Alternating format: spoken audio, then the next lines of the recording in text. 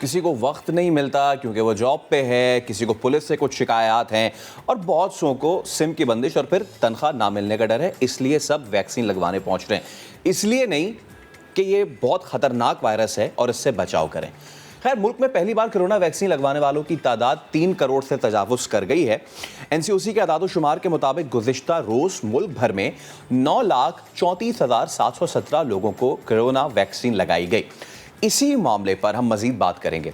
हमें ज्वाइन किया है पार्लिमानी सेक्रेटरी बराए सेहत नौशीन हामिद ने। नौशीन साहबा, बहुत शुक्रिया आपके वक्त का। सबसे पहले ये बताइए कि हम जिस फिगर तक पहुंच गए हैं, क्या दिसंबर तक वैक्सीनेशन से मुतालिक जो टारगेट है उसको अचीव कर लेंगे? जी बिल्कुल, देखिए हमारा टारगेट दिसंबर 2021 का था कि हम अपनी 7 करोड़ जो हमारी एलिजिबल पॉपुलेशन है उसको वैक्सीनेट करेंगे। तो अभी आपने जिस तरह देखा है कि अब जो हमारी स्पीड है कि पिछले 6 दिनों के अंदर 50 लाख लोगों को वैक्सीनेट किया गया है। पहली जो हमारे 1 करोड़ का हदफ था वो हमने 1 दिन में किया। अगला जो 100 करोड़ का हदफ था वो 1 करोड़ का हदफ जो था वो हमने 28 दिन में किया और तीसरा करोड़ जो है वो सिर्फ 16 दिन में हुआ। तो इससे अब हम बिल्कुल इस चीज़ के लिए बहुत पुरुमीद हैं कि ना सिर्फ हम अपना हदफ जो हमने 7 करोड़ का रखा था वो अब दिसंबर से पहले कंप्लीट कर लेंगे, बल्कि इंशाल्लाह ताला हम इसको एक्सीड भी, क्योंकि बहुत अब हम लोगों की वैक्सीनेशन सेंटर्स की तादाद भी 2600 हो गई है। उसके अलावा 3000 मोबाइल यूनिट्स जो हैं वो इस वक्त गली गली में फिर रहे हैं यूनियन काउंसिल के लेवल पे और लोगों को घरों में जाकर वो वैक्सीनेट कर रहे हैं। तो इंशाल्लाह इसमें मज़ीद तेज़ी आएगी और मज़ीद बेहतरी आएगी। तो डेफिनेटली इंशाल्लाह ताला हम अपना हदफ अचीव करेंगे इंशाल्लाह ताला, और हमें हदफ अचीव करना भी चाहिए क्योंकि कितनी ख़तरनाक लहर है ये चौथी। नौशीन साहबा, इस हवाले से आप क्या बताएंगी? देखिए जी, ये इस वक्त जो पाकिस्तान जिसको फेस कर रहा है ये डेल्टा वेरिएंट की वजह से आई है और इस वक्त जितने भी केसेस पाकिस्तान में मौजूद हैं उनके 70% से ज़्यादा केसेस जो हैं वो डेल्टा वेरिएंट के हैं। और ये वो वाला वेरिएंट है जो कि बहुत ज़्यादा तेज़ी से फैलता है और आग की तरह ये पूरे इलाके को अपनी लपेट में ले लेता है। तो इसलिए सिचुएशन तो इस वक्त तशवीशनाक है, मगर हम इसको अगर अवाम से ज़िम्मेदारी का सबूत दे और जब तक हम अपनी वैक्सीनेशन के उस हदफ के करीब नहीं पहुंच जाते तब तक अगर SOPs पे अमल दरामद किया जाए, मास्क का इस्तेमाल जो है उसको मतलब लाजमी कर दें ये लोग और पब्लिक प्लेसेस पे गैर ज़रूरी जाने से गुरेज करें और अगर जाना भी पड़ता है तो जो SOPs बताए गए हैं उस पर अमल दरामद करें, तो इंशाल्लाह ताला हम इसकी जो पीक जो कि बहुत ख़तरनाक भी हो सकती है हम उससे बच सकते हैं जी। और इस वक्त जिस तरह से हमें पता है कि 90% केसेस हॉस्पिटल्स में इस वक्त वो हैं जिन्होंने अब या कोरोना के पॉजिटिव केसेस वो हैं जिन्होंने वैक्सीनेशन नहीं कराई हुई। तो ये बड़ा एक क्लियर हमारे पास इंडिकेशन है कि वैक्सीनेशन बहुत प्रोटेक्शन दे रही है। तो इंशाल्लाह ताला वैक्सीनेशन के लिए जल्द से जल्द ये लोग राब्ता करें और उसके अलावा SOPs पे अमल करें, तो ये खतरनाक वेव जो है इसको हम काबू पा सकते हैं। एब्सोल्युटली, SOPs पे अमल करें, इस पे हम आगे चल के भी बात करेंगे। लेकिन एक सवाल है नौशीन साहबा, वो ये है कि क्या सिर्फ कराची में ही डेल्टा वेरिएंट बहुत ज़्यादा है या फिर पाकिस्तान के दूसरे शहरों में भी इसकी जो शरह है वो ज़्यादा है? नहीं जी, इस वक्त पंजाब में भी 70% केसेस जो हैं वो डेल्टा वेरिएंट के ही हैं। ये इस वक्त पूरे पाकिस्तान में मौजूद है। ये दुनिया के इस वक्त 132 ममालिक में ये डेल्टा वेरिएंट मौजूद है। तो पाकिस्तान में भी इस तरह से ये पूरे, मैं समझती हूँ कि इसके तौलो अर्ज़ में हर जगह डेल्टा वेरिएंट जो है वो अब पहुँच चुका हुआ है। और नौशीन साहबा, क्योंकि हमारा काम ना सिर्फ आवाम को प्रोटेक्ट करना है, आपका काम ना सिर्फ आवाम को प्रोटेक्ट करना है बल्कि उन तक सही इन्फॉर्मेशन को भी पहुंचाना है और जो डर है इनमें उसको भी कम करना है। तो सोशल मीडिया पे एक नया शोशा छोड़ा जाता है ना, और वो ये है कि जी इससे खुदा ना खास्ता वैक्सीन लगवाने से कोई अमवात हो रही हैं या ऐसी चीज़ें। इस हवाले से आप आवाम को क्या बताएंगे? देखिए जी, मैं समझती हूँ कि ये वैक्सीन जो है ये बिल्कुल एक सेफ वैक्सीन है और पूरी दुनिया में इसके ट्रायल्स हो रहे हैं, पूरी दुनिया में ये इस्तेमाल की जा रही है। कोई मिलियंस में कोई एक आध केस अगर कोई सीरियस साइड इफ़ेक्ट का आता है तो वो भी अभी हमारे पास ये प्रूफ नहीं है कि वो इस वैक्सीन की वजह से ही वो मौत हुई थी या वो कॉम्प्लिकेशन हुई थी। बिल्कुल अभी तक आप पाकिस्तान में देखें कि हमारे पास जो एडवर्स इफ़ेक्ट्स का डेटा मौजूद है, उसमें हमारे पास कोई ऐसी सीरियस कॉम्प्लिकेशन 3 करोड़ से ज़्यादा वैक्सीनेशन हो चुकी हुई है और जो एडवर्स इफ़ेक्ट्स का डेटा है उसके अंदर कोई सीरियस साइड इफ़ेक्ट है जिसमें मौत वाक़या हो जाए या कोई बहुत सीरियस रिएक्शन हो, वो पाकिस्तान में अभी तक हमारे पास इस किस्म की कोई डेटा में मौजूद नहीं है। तो मैं सबको यही इनकरेज करूँगी कि ये बिल्कुल एक सेफ़ वैक्सीन है और इसको लगवाने का जो फ़ायदा है वो इसके साइड इफ़ेक्ट से बहुत ज़्यादा है। तो इसलिए ज़रूर लगवाएँ और तसल्ली से लगवाएँ। हुकूमत पाकिस्तान ने इंश्योर किया है कि पाकिस्तान में जो भी वैक्सीन आए वो सेफ़ हो और वो इफ़ेक्टिव हो और इसके लिए हम लोगों ने हमारी एक्सपर्ट कमेटी जो है टेक्निकल कमेटी उसने हर तरह से इंश्योर किया है कि ये सेफ वैक्सीन्स पाकिस्तान में आएँ। एब्सोल्युटली। और इस हवाले से सोशल मीडिया पे भी जो गलत इन्फॉर्मेशन फैलाई जाती है, लोगों को वो नहीं फैलानी चाहिए किसी इन्फॉर्मेशन के बजाय। अच्छा ये बताइए नौशीन साहिबा कि इंडिजिनस पाक वैक जो है वो भी अब मैन्युफैक्चर हो रही है, तो उस हवाले से आप क्या बताएंगी? कितनी ज़्यादा हम बना पाएंगे दिसंबर तक?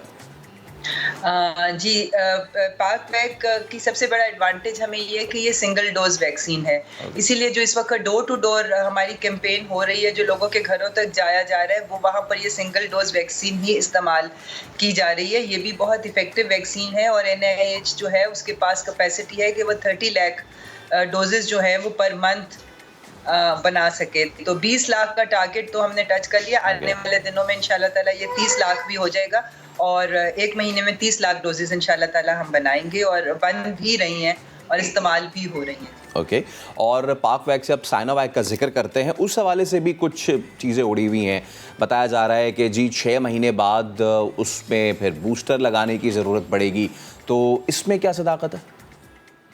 देखिए जी, ये वैक्सीन चूँकि पहली दफ़ा दुनिया में इस्तेमाल हो रही है, इसकी इम्यूनिटी कितनी देर लास्ट करती है, ये अभी इसके ऊपर ट्रायल्स हो रहे हैं। इसका अभी बहुत क्लैरिटी नहीं है और सबसे ज़्यादा ये कि ये पर्सन टू पर्सन डिफ़र करती है। हर बंदे की अपनी एक इम्यूनिटी होती है, किसी में हो सकता है कि ये 1 साल तक इफ़ेक्टिव हो, किसी में मेबी ये 2 साल तक इफ़ेक्टिव हो। तो इसके ऊपर अभी रिसर्चेस चल रही हैं, पर जिस तरह से इन्फ्लुएंज़ा वायरस जो है वो भी इसी कोविड का जो वायरस है, कोरोना वायरस, उसी की फैमिली का है। तो हम ये देखते हैं कि इन्फ्लुएंज़ा वायरस की वैक्सीन हर साल लगवानी पड़ती है। लोग लगवाते हैं हर साल जब सीज़न आता है फ्लू का। तो हो सकता है कि इसकी भी कुछ हमें बूस्टर डोज की ज़रूरत पड़े, पर अभी तक हमारे पास कोई वाज़ह डेटा नहीं आया जिसमें हमारे पास क्लैरिटी हो और कोई डायरेक्शंस जो WHO की तरफ से या कुछ के बूस्टर डोज की फौरी तौर पे ज़रूरत है। मैं समझती हूँ अभी जिनको लग रही है वो 1 आध साल के लिए बिल्कुल महफूज हैं, मगर ये पर्सन टू पर्सन वेरी करता है। ओके। अच्छा एक सवाल एक और है पाक वैक से मुतालिक, और वो ये है कि WHO ने अभी तक उसको प्रूफ नहीं किया है, तो जिन्होंने पाक वैक लगवा लिया और वो फ़ौरन जाना चाहते हैं, ट्रैवल करना चाहते हैं, तो वो क्या करें? देखिए ये अंडर प्रोसेस है। WHO इन वैक्सीन्स के अप्रूवल के प्रोसेस में है। वो इंशाल्लाह ताला वो भी जो लोग बाहर जाना चाहते थे उनके लिए तो गवर्नमेंट ने बहुत पहले अनाउंस कर दिया था कि उनके पास अगर उनका पासपोर्ट है या वर्क परमिट है या स्टूडेंट वीज़ा है तो मतलब उनके पास डॉक्यूमेंट्स हैं, तो उनके लिए काफ़ी अरसे से अब फाइज़र भी अवेलेबल थी, मॉडर्ना भी अवेलेबल थी और लोगों ने उससे फ़ायदा भी उठाया है। और उन लोगों को जिन्होंने ओवरसीज़ जाना था वो वैक्सीन उनके लिए काफ़ी अरसे से अब अवेलेबल थी और उन्होंने लगवाई भी है जी। अच्छा कोई एक्सपेक्टेड डेट है कि ये कब तक हो पाएगा? अंडर प्रोसेस है जी। मैं उम्मीद करती हूँ कि जल्द अज जल्द हो जाएगा कि जितनी भी वैक्सीन इस वक्त दुनिया में इस्तेमाल हो रही हैं उनको ग्लोबली जो है वो एक्सेप्ट किया जाएगा। ये एक प्रोसेस है, वो इंशाल्लाह ताला हमें उम्मीद है कि इस पे वर्किंग हो रही है। पाकिस्तान गवर्नमेंट खुद भी राब्ते में है, हमारा फॉरेन ऑफिस भी मुख्तलिफ ममालिक के फॉरेन ऑफिस से राब्ते में है कि पाकिस्तान में इस्तेमाल होने वाली वैक्सीन जो हैं वो हर जगह एक्सेप्ट हो जाएगी। अच्छा एक चीज़ जो कि पूछना चाह रहा था आपसे, और वो ये कि हमने कराची में सिचुएशन देखी, लोग धड़ाधड़ वैक्सीनेशन सेंटर पहुँचे, एक्सपो सेंटर पहुँचे, जिसके बाद सिचुएशन ऐसी बन गई कि जो घर में थे भी और जिन्होंने नहीं लगाए थे, जिन्हें कोरोना नहीं भी हुआ, शायद खुदा ना खास्ता उस भीड़ में खड़े रह के उनके शायद हो गया हो। तो आगे चल के क्या हुकूमत कोई जिस तरह स्मार्ट लॉकडाउन करते हैं, क्या हम स्मार्ट वैक्सीनेशन की किसी स्कीम पे अमल कर सकते हैं, यानी कि जमघटा ना हो, मजमा ना लगे और लोगों को शायद उनके इलाकों में जाके, जो कि हुकूमत कर भी रही, लेकिन क्या इसको एक लार्ज स्केल पे किया जा सकता है सो दैट कहीं पे मजमा ना लगे? बिल्कुल जी, मैं समझती हूँ ये मैनेज हो सकता है। इसमें एक तो सबसे पहले सिंध गवर्नमेंट ने जो स्टेप लिया है वो ये कि 24 आवर्स के लिए इनको खोल दिया, टाइमिंग्स बढ़ा दी हैं, तो उससे भी डेफिनेटली फ़र्क पड़ेगा। और वैसे तो पूरे मुल्क में इस वक्त जिस तरह कल आपने खुद अभी बताया तकरीबन 10 लाख के करीब लगी हैं, तो कहीं पर भी इस तरह के मिसमैनेजमेंट नहीं देखी गई जिस तरह से कल 2 दिन से हम एक्सपो सेंटर में देख रहे हैं।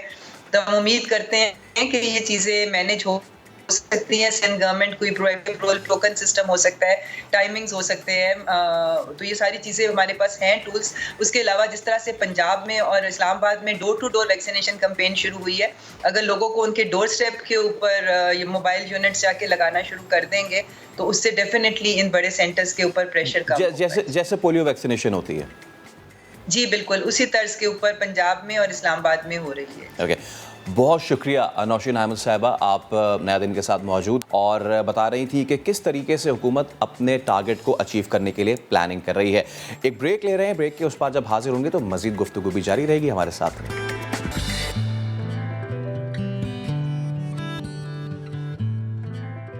Welcome back. हम एक ऐसे एरा में जी रहे हैं जहाँ पे हमने बहुत ज़्यादा सफ़र किया है कोरोना की वजह से, और हुकूमत की जहाँ पे जिम्मेदारी आती है वहीं पे आवाम की भी बहुत ज़्यादा रिस्पॉन्सिबिलिटी आती है। पिछले दिनों हमने देखा कि कराची के वैक्सीनेशन सेंटर्स पर रश रहा और बहुत ज़्यादा अफरा तफरी भी देखने में आई, इतनी ज़्यादा कि लोगों ने शीशे तोड़ दिए वहाँ के। ये सारी सूरत हाल क्या कंट्रोल हो सकती थी और क्या ये सही दुरुस्त फैसला किया गया था? इस तरह एक हफ्ते का लॉकडाउन करने के बाद और लोगों को सिम्स और तनख्वाह की बंदिश को डराने धमकाने के बाद हम इस पे बात करेंगे। हमारे साथ मौजूद हैं पार्लिमानी सेक्रेटरी सेहत सिंध कासिम सोमरो साहब। कासिम साहब, बहुत शुक्रिया आपके वक्त के लिए। एक्सपो सेंटर हो या सरकारी अस्पतालों में कायम वैक्सीनेशन सेंटर्स हो, जो हालात, जो मनाजिर नज़र आए, क्या वजह आपके नज़दीक थी उसकी? बिस्मिल्लाहिर्रहमानिर्रहीम, बहुत शुक्रिया। देखें, वजह कोई नहीं होती, ये असल में होता ये है कि थोड़ा सा हम एज़ मिजाजन हमने एकदम से ये समझ लिया है कि अगर हम जो हम पिछले 1.5 साल से एक ही बात आप और हम सब मिल के पूरे हर इंडिविजुअल को ये समझाने की कोशिश कर रहे हैं कि जो सबसे इम्पोर्टेंट बात है आपको इस वायरस से रोकने की, वो है मास्क करना और अपनी थोड़ा सा सोशल मोबिलिटी को इस तरह से रखना है कि आप बहुत ज़्यादा क्राउड के साथ मिक्स हों। और आखिर में फिर दुनिया में ये रेमेडी आई और फरवरी से पाकिस्तान में भी अवेलेबल है, वो है कि वैक्सीन करवाना।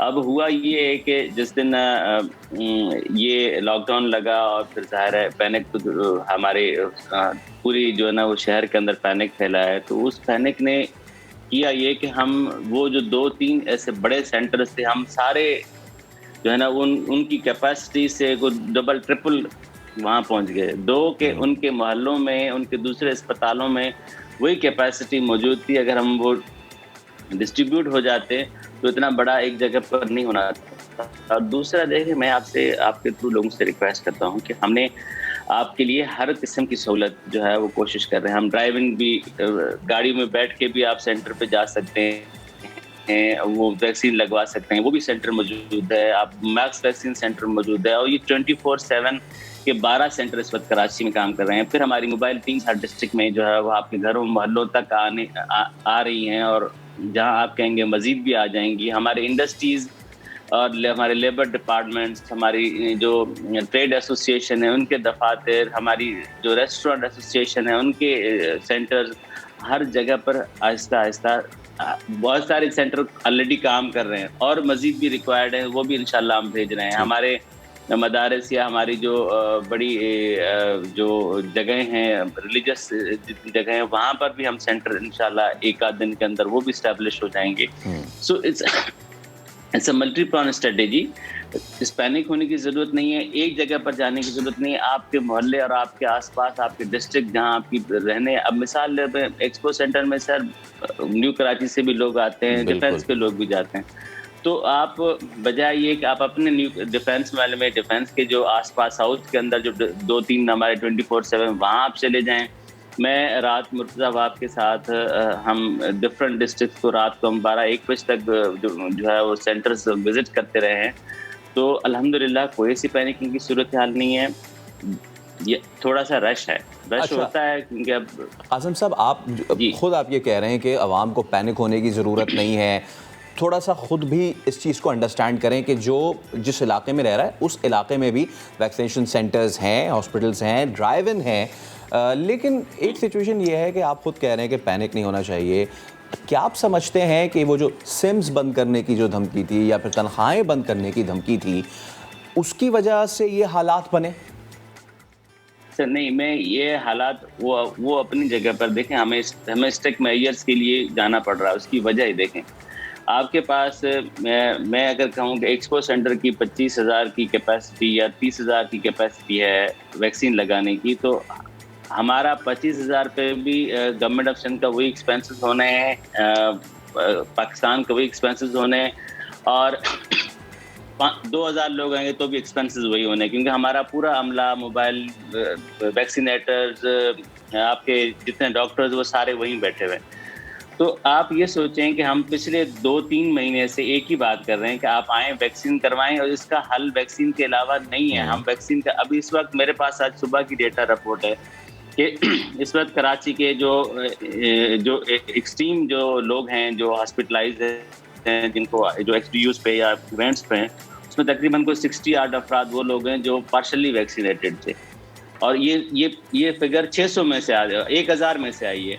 मतलब 1000 में से 60 लोग ऐसे भी हैं जो पार्शली वैक्सीनेटेड हैं, उनको कोमॉर्बिडिटीज हैं, उसकी वजह से वो हॉस्पिटल में आए हैं, वो थोड़ी एंजाइटी भी, टेंशन भी, और लेकिन इंशाल्लाह वो स्टेबल हैं, कोई ऐसी वो परेशानी की बात नहीं। इसका मतलब है कि वैक्सीन जो है वो उसकी इफेक्टिवनेस है, वो लोगों की लाइफ बचा रही है।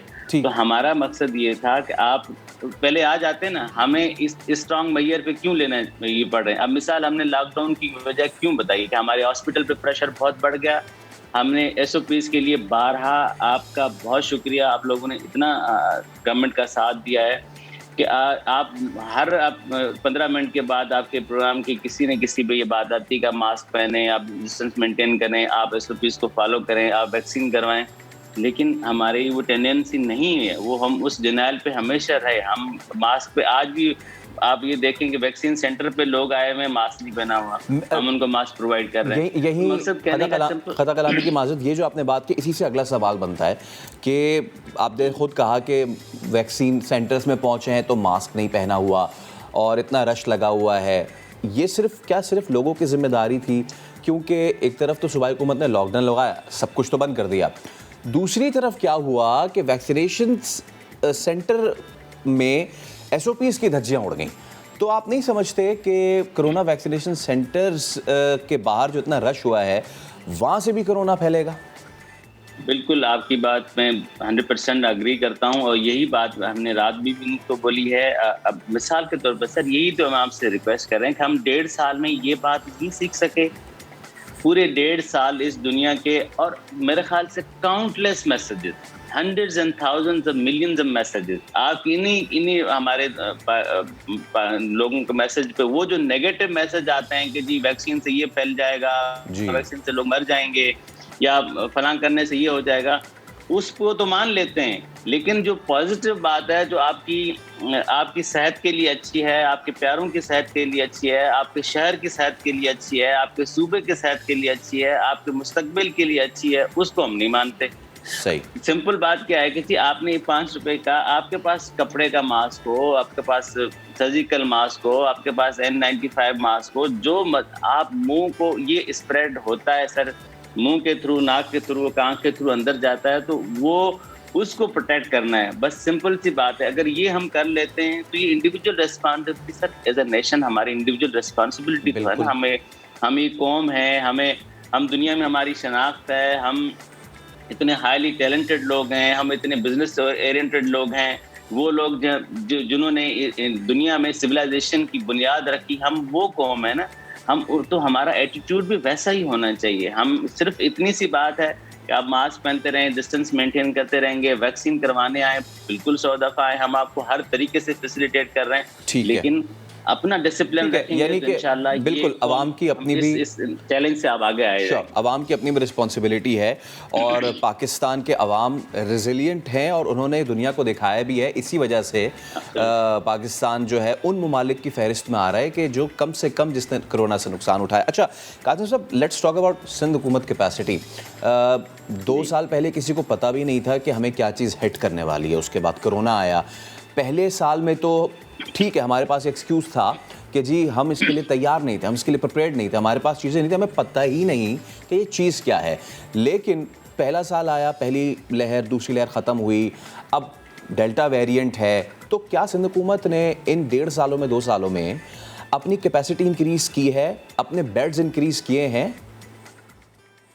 सर देखें, हमारे पास पहले जब आया था उस वक्त हम 50 वेंटिलेटर पे भी मुश्किल से थे, आज हम 550 वेंटिलेटर्स पे हैं। फिर अब पहले हमारे पास HDU हाई डिपेंडेंसी यूनिट के बेड 100 भी नहीं थे, आज हमारे पास 1500 बेड हैं। तो इसका मतलब ये है कि कैपेसिटी तो हमने बढ़ा दी, हम वहाँ पहुँच। सर क्या ये हमने बढ़ाई है, लेकिन क्या ये हमने उस रेशियो के हिसाब से बढ़ाई है? Are these enough? नहीं, इनफ तो सर, आप अगर ये जो जिस तरह का दुनिया का कोई भी निज़ाम, ये जो एक्सपेंसिव मेजर्स हैं ना सर कंट्रोल करने के, इसको दुनिया का कोई निज़ाम चैलेंज नहीं कर सकता। ये collective responsibility as a whole होती है, क्योंकि ये कंटीजियस बीमारी है सर। ये बीमारी को ये नहीं है कि किसी एक शख्स को होगी तो दूसरे को नहीं होगी। ये स्प्रेड करने के, मैंने आपसे पहले भी अर्ज किया है कि ये स्प्रेड इस तरह से होती है कि आप आसाम बात करते हैं, अगर खुदा ना खास्ता कोई इनमें से इन्फेक्टेड है, वो बात करता है तो सामने अगर कोई शख्स बैठा हुआ है क्लोज डोर एनवायरनमेंट में तो इन्फेक्ट हो सकता है। तो इसका मतलब ये सर, ये आप 22 करोड़ की पॉपुलेशन है, 22 करोड़ की पॉपुलेशन के लिए आप 22 करोड़ बेड तो नहीं लगा सकते ना। आप उसके जो है ना वो प्रिवेंटिव मेजर्स पे ज़्यादा फोकस करेंगे। ये बहुत एक्सपेंसिव। आप सर ये सोचें कि हमारा एक शख्स अगर वेंटिलेटर पे आता है तो उस पर आपके लाखों रुपए खर्च होते हैं, और ये डेली की बुनियाद पे होते हैं। आप प्राइवेट अस्पतालों में चले जाएं, एक दिन में जो है ना वो आपको जो वेंट पे खुदा ना खास्ता को पेशेंट जाता है तो उस पे एक्सपेंडिचर लाखों में चले जाते हैं। तो गवर्नमेंट के एक्सपेंडिचर हम ये एक्सपेंसिव मॉडल पे बिलीव नहीं करते। हमने कैपेसिटी बढ़ाई है, यस हमने ऑक्सीजन जो है वो हर अस्पताल में ऑक्सीजन के टैंक्स, आपके self oxygen generation plants, HDU beds, ventilator. ठीक है, तो आपके मुताबिक आपने कैपेसिटी भी बढ़ाई है और मजीद भी करने की ज़रूरत है, और दूसरी जानिब आवाम को भी अपनी रिस्पॉन्सिबिलिटी जो है वो भी दिखाने की ज़रूरत है। लेकिन हमारे मुल्क के जो बुज़ुर्ग हैं वो भी किसी से पीछे नहीं है, किसी से कम नहीं है। मुल्तान आपको ले चलते हैं, ये बुज़ुर्ग हैं, 80 साल इनकी उम्र है, लेकिन ख़ुद को ये रखते हैं फ़िट, और इसके लिए ये जिमनास्टिक्स करते हैं, ख़तरनाक करतब सीख रहे हैं। अब ये सब किस तरह करते हैं, मोहसिन अली की पहले रिपोर्ट में जानते हैं। कौन कहता है 80 साल का बूढ़ा कुछ नहीं कर सकता? ऐसे भी चल सकता है। मैं हर तरफ से ठीक हूँ। अभी तो मैं जवान हूँ, चटान हूँ। कॉलेज में पढ़ता था, उसके बाद मैं रेंजर पुलिस में किया था, MC हवालदार, मेडिकल कंपाउंडर हवालदार, 3 फीतियाँ शुरू में उन्होंने लगाई थी। पसीना जो है ना आए कुछ भी हो, मैं वर्जिश ज़रूर करता हूँ, और पानी में तैराकी भी करता हूँ। स्विमिंग पूल मैंने बनवाया हुआ है, किसी लड़के से कोई फीस आज तक मैं नहीं ली।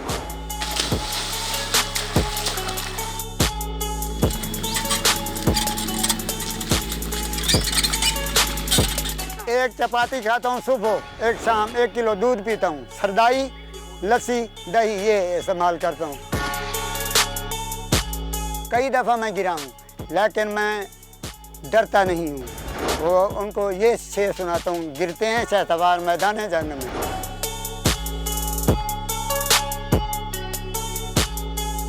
डाइट के हवाले से ये तनकीन करते हैं, और ये ज़्यादातर इनको हमने जहाँ तक देखा है पैदल सफ़र करते हैं या साइकिल पे सफ़र करते हैं, और रोज़ाना घंटों ये एक्सरसाइज करते हैं। फूलों से महकता है डोंगा गली, इसका खूबसूरत ट्रैक है और इन दिनों आने वालों की खूब तवज्जो समेट रहा है। तो चलिए सैर करते हैं, आतिफ क़य्यूम भी मिलेंगे हमें वहाँ पे।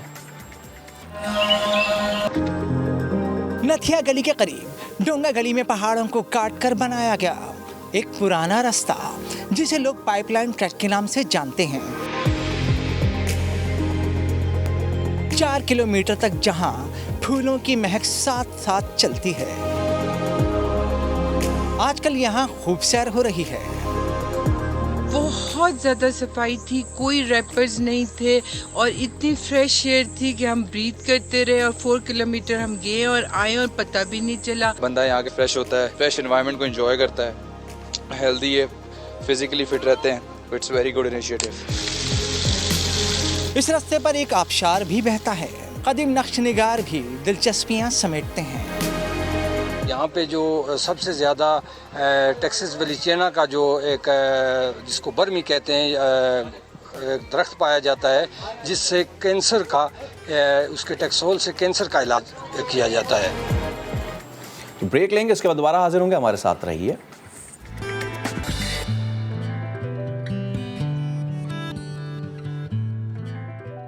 कई बार जब आप कुछ सोच रहे होते हैं तो लोग आपको कहते हैं कि यार आप इस खामख्याली से निकल आएँ, यानी कि आप इल्यूजन से निकल आएँ। लेकिन ये इल्यूजन कभी कभी आर्ट की फॉर्म भी लेती है, और जब लेती है तो फिर किस तरह की फॉर्म लेती है। एक हमारे साथ मेहमान हैं, एक छोटी सी लड़की हैं, लेकिन ये जो लड़की हैं इनके चेहरे पे कभी 2 के बजाय 4 आँखें आ जाती हैं, कभी चेहरे पे केक नज़र आने लगता है, और अभी आप ये चेहरे पे अंडा भी देख सकते हैं इनके। इसके अलावा या दैट्स द केक, और क्या ये खाने के लायक है भी या नहीं।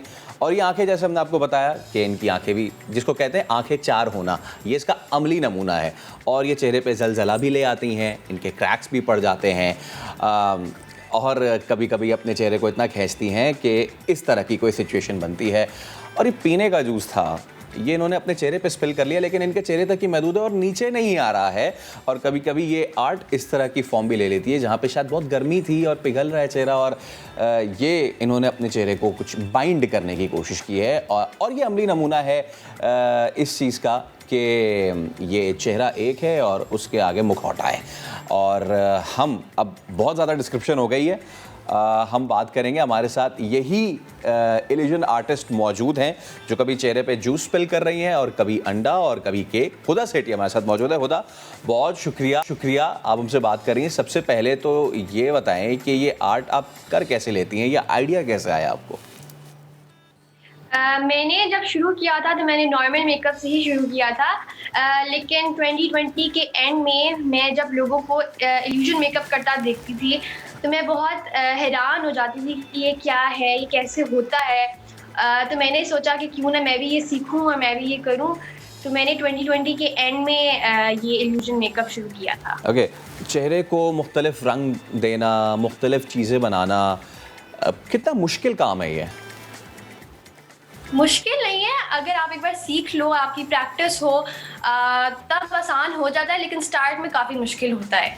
ओके, ये बताएं कि जिस तरह एक पेंटर पेंट करने से पहले कोई आइडिया कंसीव करता है, इसी तरह जब आप ये चीज़ कर रही होती हैं तो आप क्या, आपके जहन में होता है, क्या कंसीव करती हैं?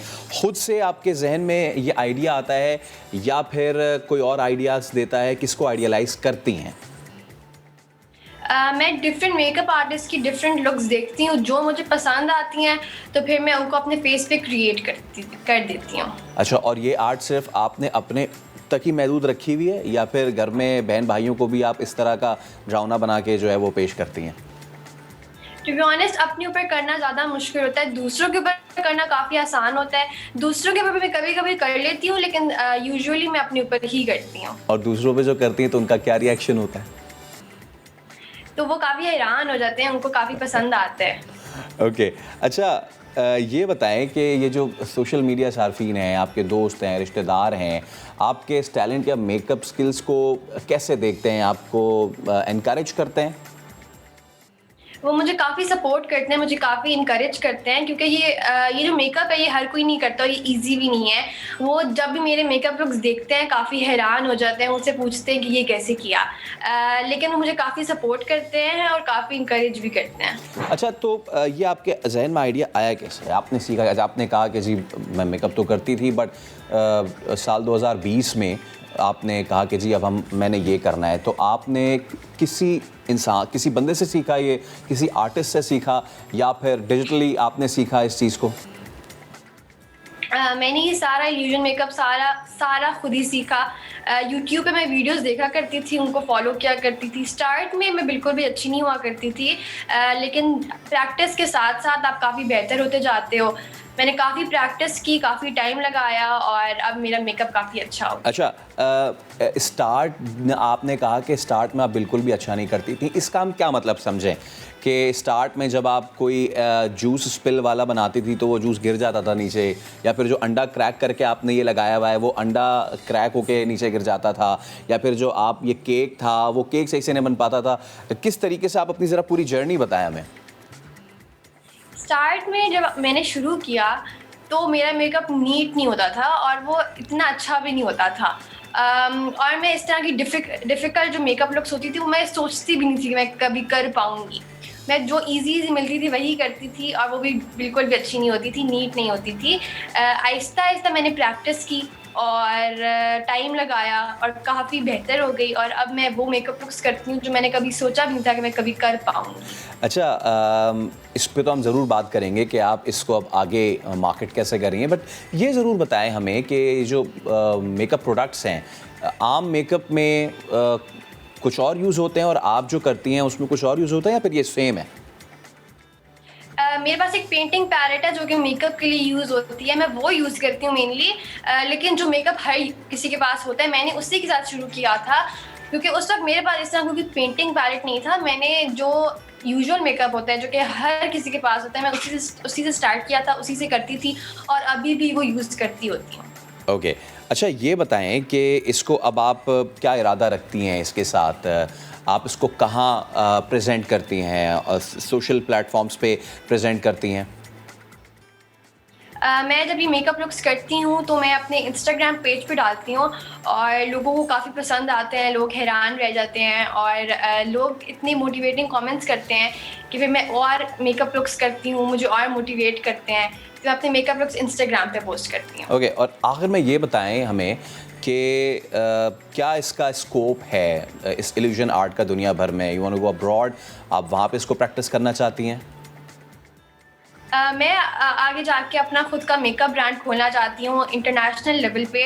होपफुली मैं कर पाऊँगी, लेकिन मैं आगे जाके लोगों को सिखाऊंगी भी कि आप कैसे कर सकते हो, ताकि लोग मेरे ज़रिए सीख लें। ओके, और इसका आपने ब्रांड का नाम सोचा है अभी? नहीं, ब्रांड का नाम नहीं सोचा। ओके, हम आपको बेस्ट ऑफ लक विश करते हैं फॉर योर फ्यूचर, और आप बहुत ज़बरदस्त काम कर रही हैं, पाकिस्तान का नाम रोशन कर रही हैं। बहुत शुक्रिया आपका। तो तुम्हारी मेहमान मौजूद थी और हुदा सेठी, और ये बता रही थी कि किस तरीके से इन्होंने अपनी जर्नी का आगाज़ किया।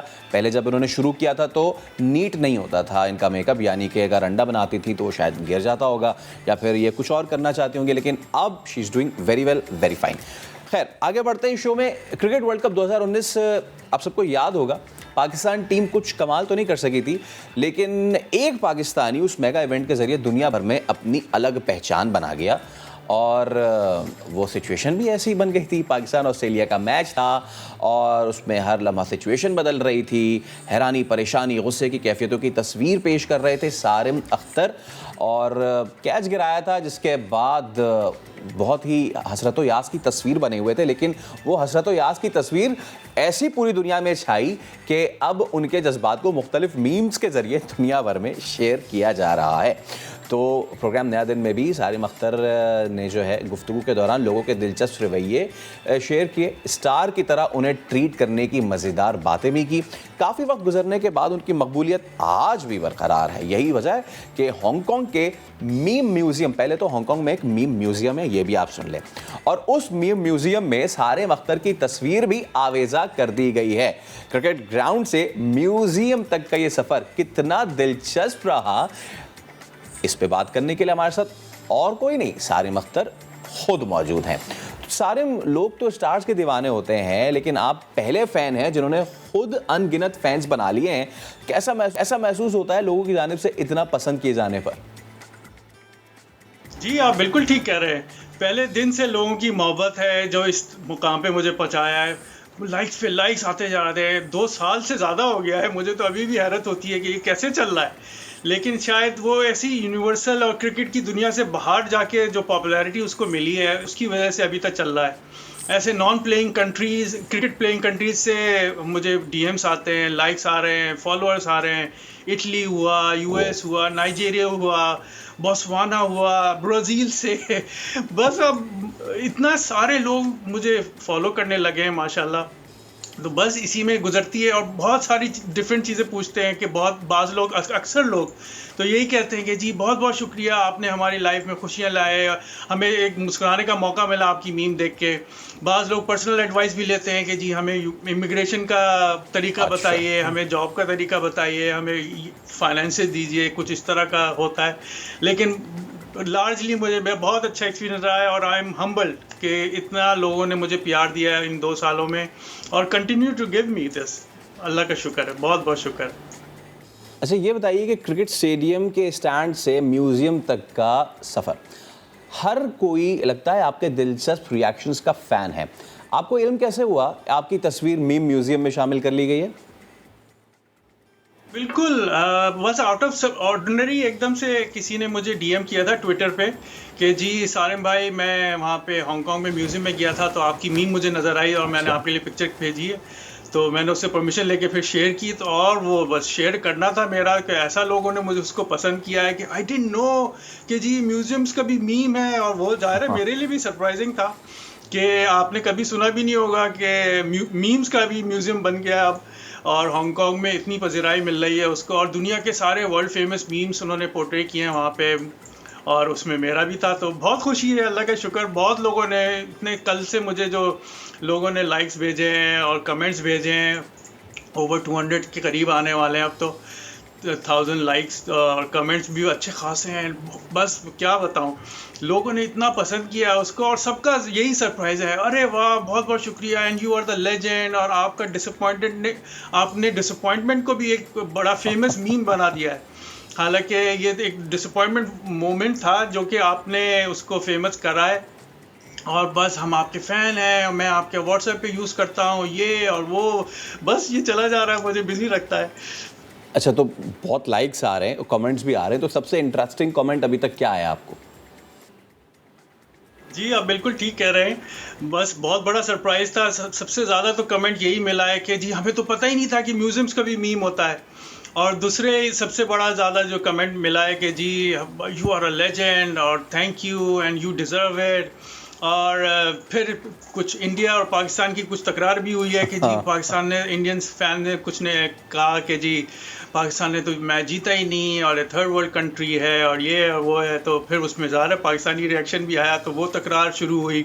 इतने ज़्यादा लाइक उसमें कमेंट्स और शेयर्स, इमोशंस उसमें शेयर हुए हैं कि बस उसका ट्रैक रखना ही मुश्किल है। जितना थोड़ा बहुत मैंने देखा है उसमें बहुत लोगों ने बस इंकरेजमेंट दिया है कि जी वेल डन और यू डिज़र्व इट।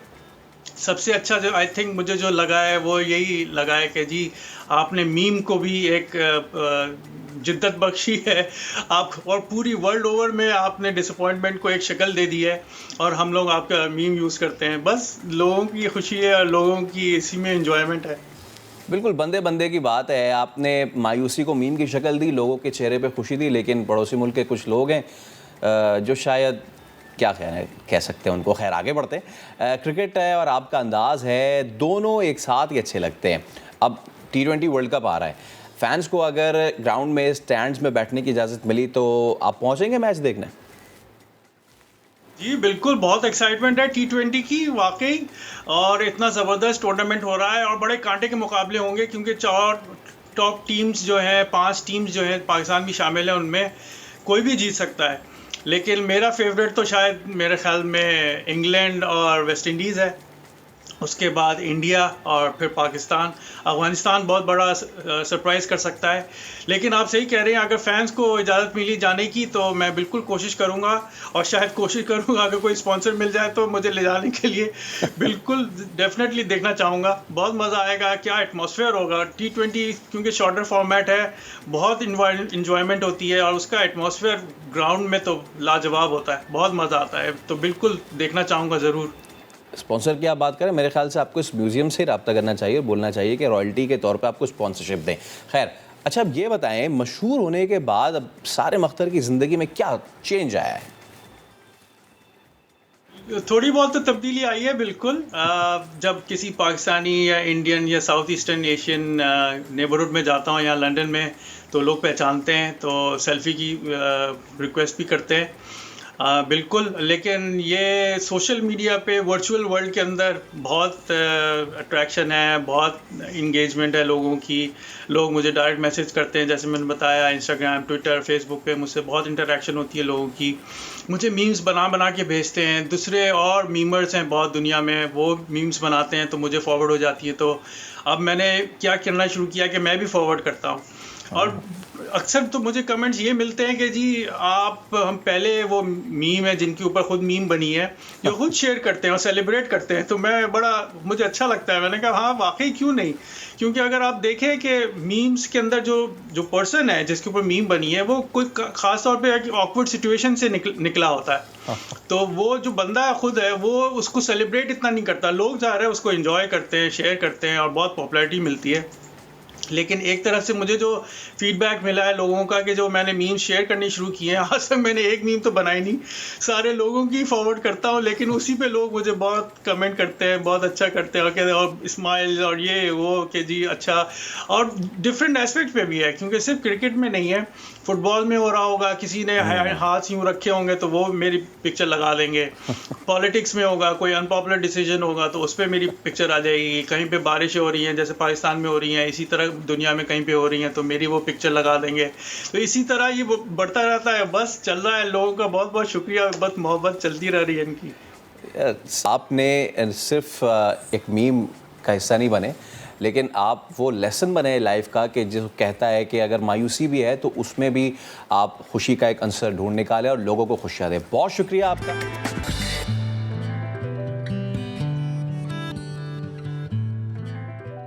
कराची के बहुत से शहरियों के लिए ये तमाम तो जो सहूलियात हैं अब ये एक ख्वाब बन के रह गई हैं। सुहाना ख्वाब, सुहाना ख्वाब, ठीक है। हाँ, और जब वो सड़कों पे आते हैं तो फिर वो नाइटमेयर में तब्दील हो जाता है। कोरोना की सिचुएशन भी रही, इस शहर ने बहुत झेला है कोरोना को, शहरियों ने बहुत चैलेंजेस का सामना किया है।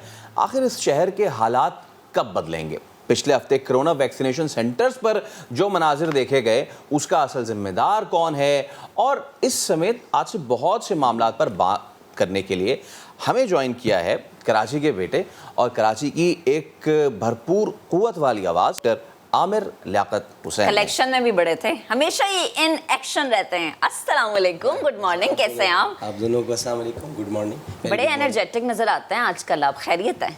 नहीं, एनर्जेटिक तो मैं शुरू से हूँ, ये जानते हैं। जी हाँ बिल्कुल। नहीं, सब जानते हैं, पूरा कराची जानता है, माशाल्लाह माशाल्लाह पूरा पाकिस्तान जानता है। अच्छा जो आप देख रहे हैं, आप ये स्टाइल स्टेटमेंट लेके चलते हैं डॉक्टर साहब, बी ब्रेव, बी बोल्ड, लेकिन बी काइंड भी लिखा हुआ है। काइंड आप लोगों के साथ लेकिन कल काइंड नहीं थे आप। नहीं, काइंड में आप थे नहीं ना कल। कल आप नहीं थे। कल जो साहब थे उनके साथ काइंड होना जरूरी। क्या हुआ क्या था जरा डॉक्टर साहब, क्या हुआ? अभी आपने अपने पूरे इब्तिदाइये में अपने शहर का जिक्र। जी हाँ। ज़ाहिर है कि इस शहर में जो बसता है, जो भी ज़बान बोलता है, वो शहर का बासी। बेशक।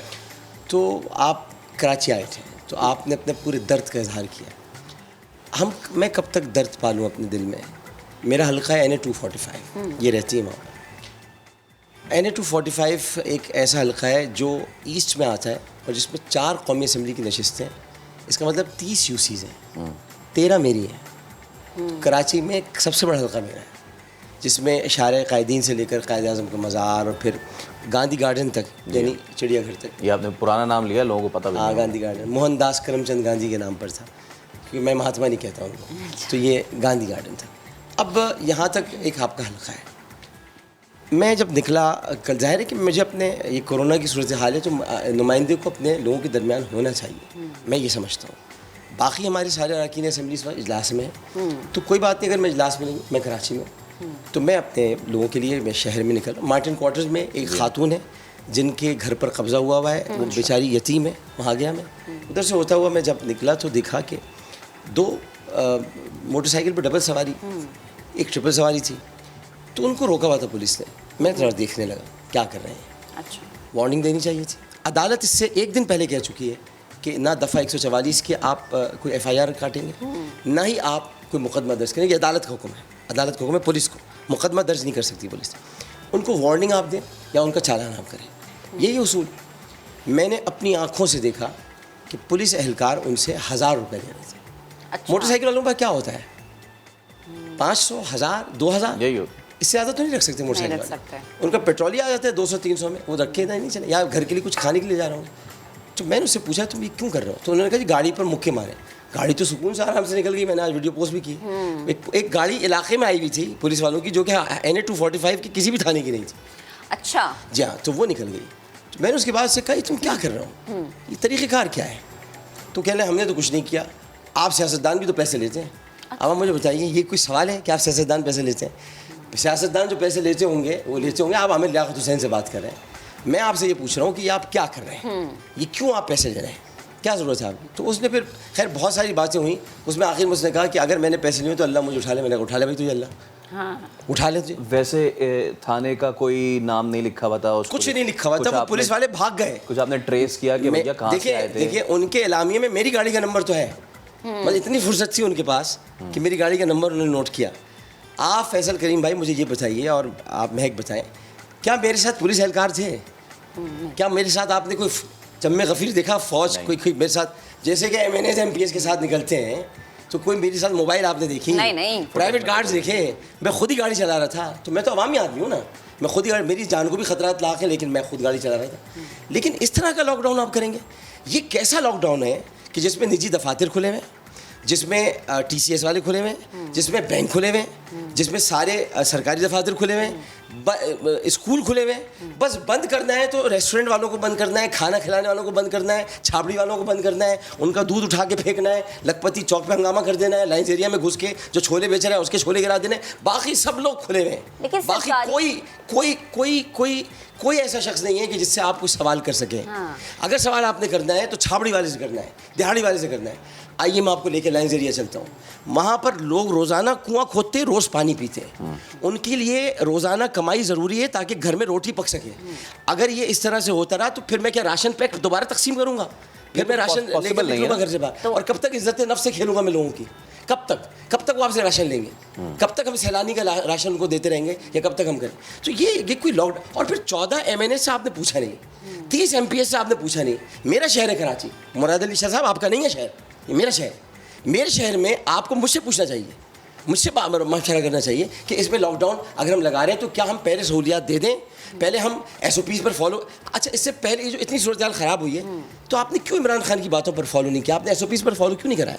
आपने क्यों नहीं किया? ये तरीक़ाकार ज़रा डॉक्टर साहब बताइएगा कि आपने कहा कि जी अब कोई ना निकले, ठीक है, और फिर आपने कहा कि सिम बंद कर देंगे, तो या तो कोई ना निकले या फिर इतना निकले कि एक्सपो सेंटर के शीशे तोड़ दे। एक बात, दूसरी बात, कोई ना निकले, और जब गाड़ियां निकली हैं सड़कों पे तो बैरियर लगा के एक गाड़ी निकलने की जगह छोड़ के जम्मे गफीर कर दिया। देखिए ना कितनी लाइन लगी हो, जम्मे गफीर कर दिया। तो आपको ये साइन समझ में आई? अगर आई तो मुझे हमें तो भी नहीं आई ना, समझा। मैं इसलिए तो कह रहा हूँ, मुझे तो कुछ समझ में नहीं आ रहा। इसलिए मैंने कल, मैं अमूमन इस तरह गुस्से में नहीं आता, लेकिन जब वो बहस पर बहस किए जा रहे हैं और वो मान नहीं रहा इस बात को। देखिए मैंने वर्दी पे हाथ नहीं डाला, ना मेरी आदत है, मैं अपनी ज़बान से गुफ्तगू करता हूँ जो मैंने उससे की। मुझे गुस्सा इस बात पर आया है कि तुम यहाँ पर खड़े हुए हो, तुम पुलिस एहलकार हो, तुम यहाँ पर अगर 1000-2000 रुपये ले रहे हो इनसे, मोटरसाइकिल वालों से, तो फिर उसके बाद कराची वाले फिर अगर चीखेंगे, चिल्लाएंगे और बिफर गए, अगर बिफर गए तो फिर कराची भी समंदर है, तो वो नजर और तो आ कराची रहा के लोग भी समंदर है। अगर अगर समंदर बिफर गया तो कराची में भी समंदर है और कराची के लोग भी समंदर है। समंदर की तरह है कराची के लोग, बिफर गए तो फिर बिफर गए, फिर आप इन्हें रोक नहीं सकते। फिर रोकने वाला अगर आदमी खड़ा है वो अगर आपकी आवाज़ बयान करे तो आप, कुछ चैनल्स में समा ने तो माशाल्लाह एक तरीके से बड़े तारीफ़ी अंदाज में चलाया था, लेकिन बाकी लोग कह रहे हैं जी आमिर लियाकत साहब ने कर दिया। आमिर लियाकत ने जो किया सही किया, अपने शहर के लिए किया, वो अपने शहर का बासी है। वो अगर ये देखेगा कि गरीबों से पैसे ऐंठे जाएंगे तो वो बोलेगा। इसी के आमिर लियाकत हुसैन इस शहर का वो बेटा है जिसने लोगों को मोटरसाइकिलें बांटी हैं, गाड़ियाँ बांटी हैं, तहाइफ बांटे हैं, तो वो ये पैसे लेते हुए नहीं देख सकता किसी कि वो अपने जेब से निकाल कर 1000 रुपये कोई एक आदमी दे रहा है। ये कोई इंसानियत है? आप मुझे बताएं मैं क्या करता हूँ उस वक्त? मैंने जो किया मैंने बिल्कुल दुरुस्त किया, मुझे इस पर कोई पशेमानी नहीं है।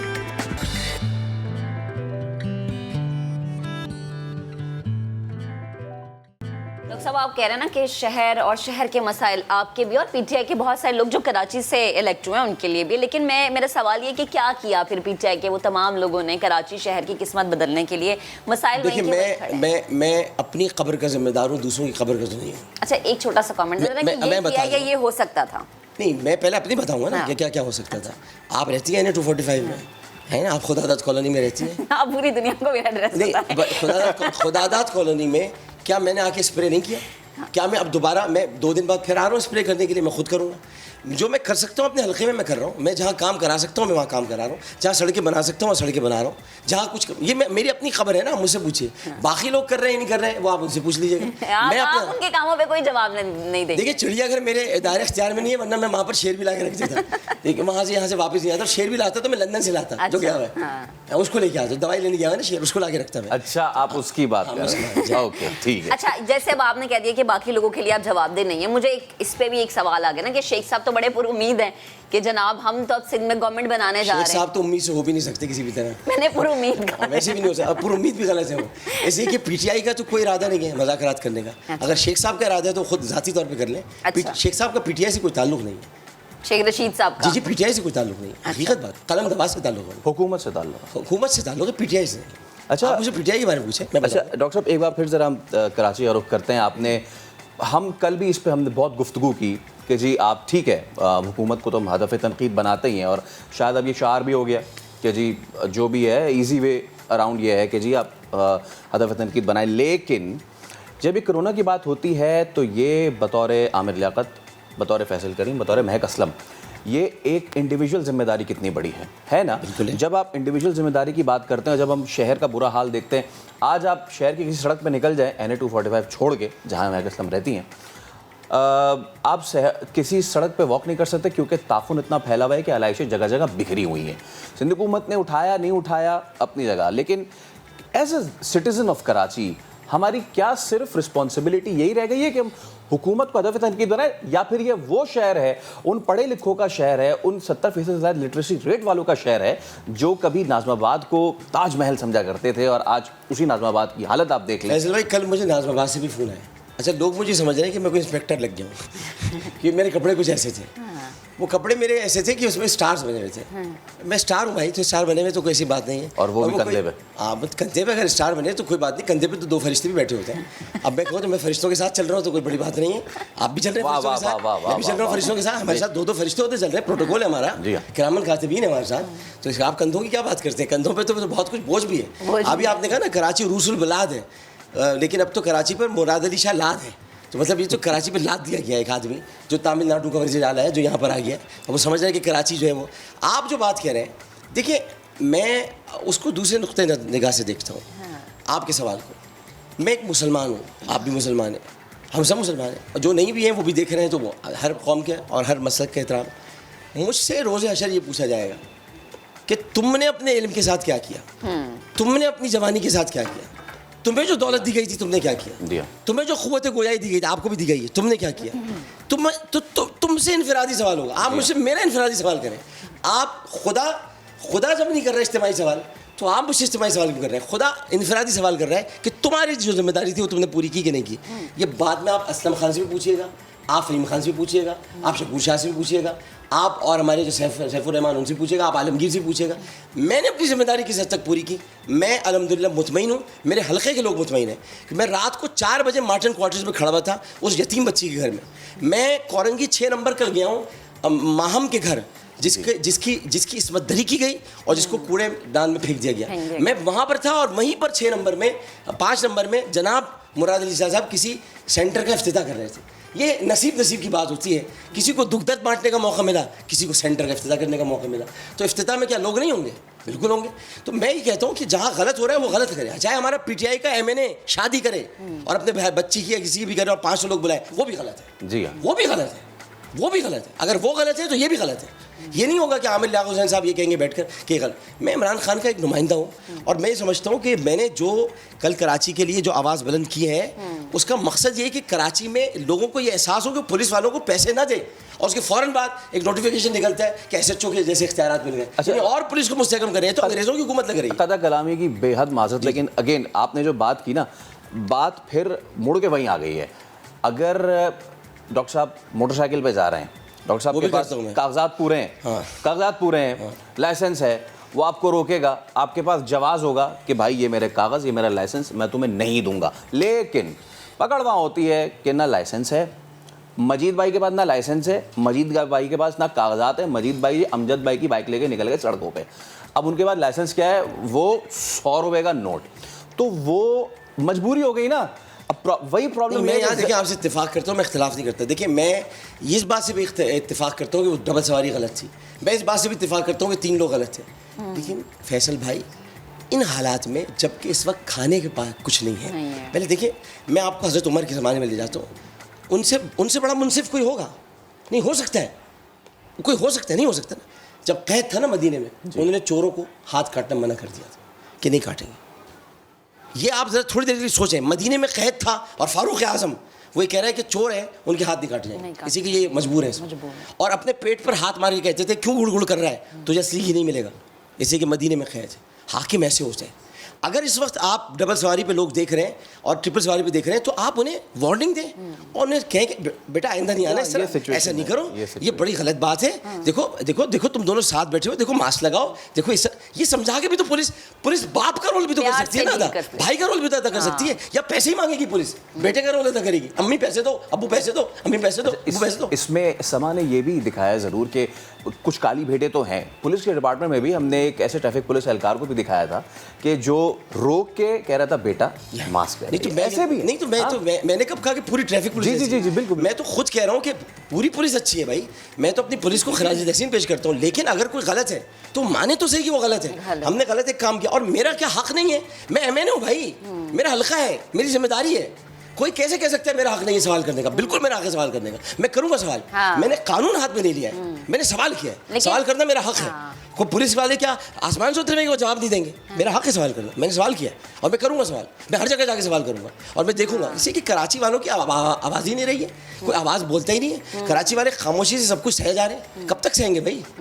लेकिन डॉक्टर साहब ये देखे ना, कराची वाले भी तो बेहिस हो गए ना। हाँ बेहिस है, खामोश हो गए। मतलब ये कि बेहिसी नहीं है, वो इतना पिट चुके हैं, इतना तकलीफ में आ चुके हैं। देखें मेट्रो चल रही है पेशावर में, मेट्रो चल रही है लाहौर में, मेट्रो चली है इस्लामाबाद में, यहाँ मेट्रो मिलने अगरबत्ती है, यहाँ तो मेट्रो नहीं है, यहाँ से अगरबत्ती चला सकते हैं मेट्रो के नाम की, और तो कुछ भी नहीं। आप मुझे बताइए ये सारी चीजें जब कराची के साथ हो रही हो तो कराची वाले क्या करेंगे? कुछ भी तो नहीं है उनके पास, क्या है? मैं बिल्कुल एक एग्जांपल ऐड करना चाहूँ, जैसे कि मेरी नज़र में अब जो कराची से ताल्लुक रख रहा है, जो कराची शहर का वासी है, उसकी मिसाल शायद ऐसी होगी कि हम ये कहेंगे कि ठीक है शायद ये तो ढीठ हो गया या बेहिस हो गया, इस सेंस में कि एक दिन एक कोड़ा पड़ा है, अगले दिन दूसरा, तीसरा, चौथे दिन वो सवाल कर रहा है कि आज एक क्यों पड़ा है, 2, 3 चौथे की लाइन में हमें चौथा क्यों नहीं पड़ा?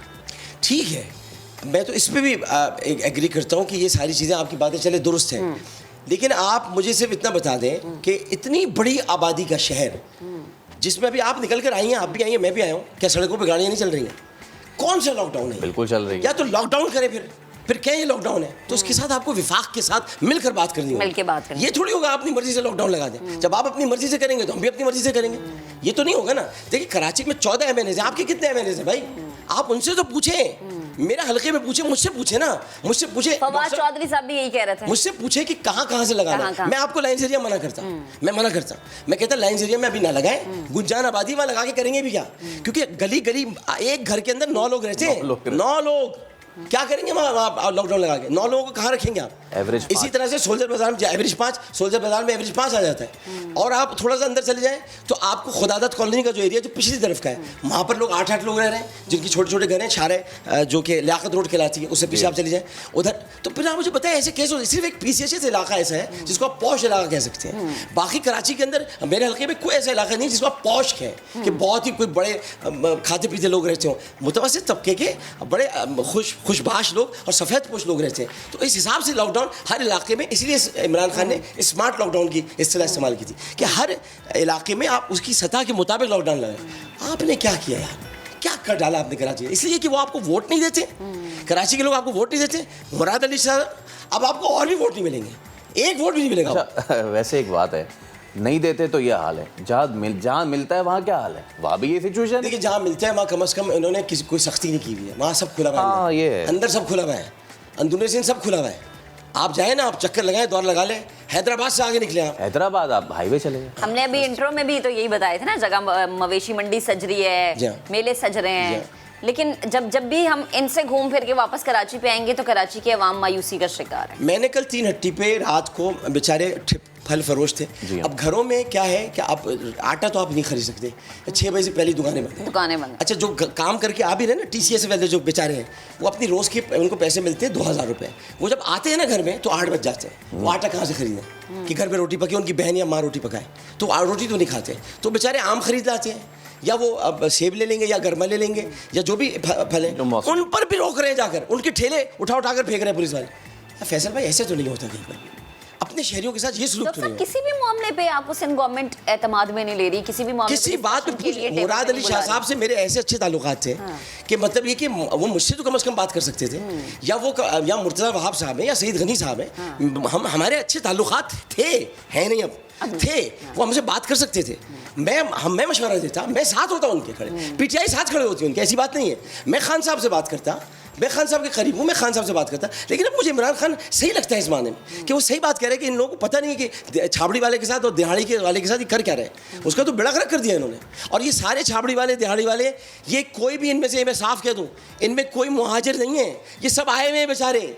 कोई आया हुआ है खैबर पख्तूनख्वा से, कोई पंजाब से, सब अपने अपने सादकाबाद से सराइकी लोग हैं, पंजाबी लोग हैं, पख्तून लोग हैं, अपने ठेले लगाते हैं, आप उनके ठेले गिरा रहे हैं। और उन सिंध से भी आए हुए लोग, सिंधी भी हैं जो ये काम कर रहे हैं, तो आप तो अपनी पूरी कौम का नुकसान कर रहे हैं। वैसे डॉक्टर साहब, इसका चलिए सोल्यूशन फिर इसका क्या निकाला जाए?